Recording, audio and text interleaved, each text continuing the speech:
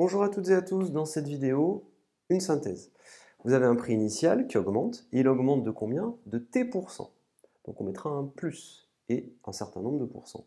Comment trouver le prix final? Eh bien le prix final, c'est égal au prix initial multiplié par 1 plus t sur 100, avec un plus.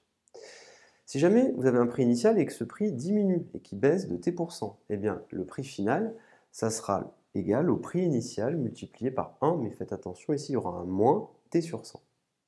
Alors, je vais vous donner des petits exemples parce que de temps en temps, cette quantité-là, elle peut être écrite d'une manière qui peut vous perturber. Alors, vous avez ici un prix final qui est égal à 130 fois 1 plus 2 sur 100. Ça veut dire quoi? Ça veut dire que le prix de départ, c'était 130 €. Il a augmenté, parce qu'il y a un plus, et il a augmenté de combien? De 2%. Faites attention, si vous calculez 2 sur 100, ça vaut combien?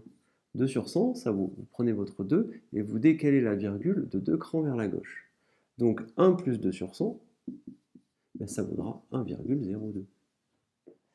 1 plus 2 sur 100, ça vaudra 1,02. Donc quand vous voyez cette quantité-là, 1,02, vous pensez que ça veut dire plus 2%.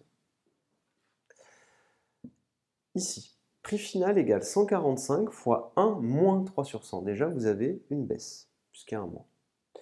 On a une baisse de combien? De 3%. Et le prix initial était de 145 €. 1 moins 3 sur 100, combien ça vaut ça? Regardez, 3 sur 100, ça vaut 0,03. 1 moins 3 sur 100, ça vaut 1 moins 0,03, ça vaut donc 0,97, tout simplement. Donc quand vous voyez cette quantité-là, 0,97, quand vous voyez cette quantité-là, ici 1,02, là, et là, vous avez un 0,97, eh bien, qu'est-ce que vous pouvez vous dire? Si cette quantité-là, elle est supérieure à 1, vous avez une augmentation. Si cette quantité-là, elle est plus petite que 1, vous avez une baisse. Et si elle est égale à 1, eh bien, le prix n'a pas changé, puisque vous avez votre prix final qui est égal au prix initial multiplié par 1, le prix n'a pas changé. Donc, ce bloc-là, vous l'observez, s'il est plus grand que 1, c'est une augmentation. Et oui, 1 plus quelque chose. Si ce bloc-là, il est plus petit que 1, eh bien, c'est une diminution. 1 moins quelque chose, c'est normal. Alors, ici, faites bien attention.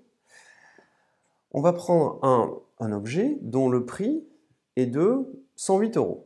108 € et on le multiplie, c'est un hasard, par 1,08. Eh bien, qu'est-ce qui s'est passé ici? Votre prix initial, c'était 108 € et votre prix, il a augmenté de combien? Il a augmenté de 8%, parce qu'on fait 1,08. 8 sur 100, 0,08.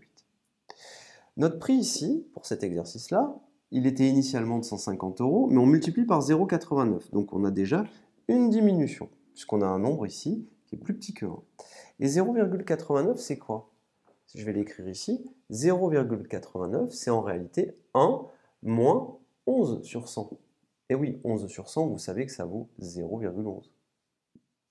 1 moins 11 sur 100, 1 moins 0,11, ça fait donc 0,89. Donc vous avez une baisse ici, et là en fait vous avez une baisse de 11%. Donc il faut que vous soyez à l'aise avec ces quantités-là. C'est relativement simple, mais il faut déjà faire ce petit détail au niveau des calculs. Voilà tout. Je vous remercie et à bientôt.